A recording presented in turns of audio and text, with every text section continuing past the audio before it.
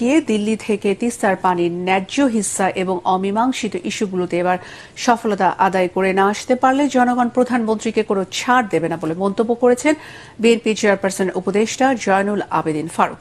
জাতীয় প্রেস ক্লাবের সামনে জাতীয়তাবাদী নাগরিক পরিষদ আয়োজিত এক সমাবেশে তিনি কথা বলেন।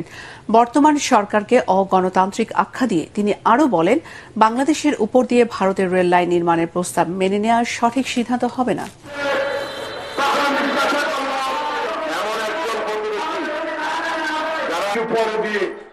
ভারত, তুমি আমাদের বন্ধু থাকো, কিন্তু বন্ধু বলে আজকে আমার বাংলাদেশের সব কিছু তুমি কেড়ে নিয়ে যাবে আর আমার ন্যায্য হিস্সা থেকে আমাকে বঞ্চিত করবে।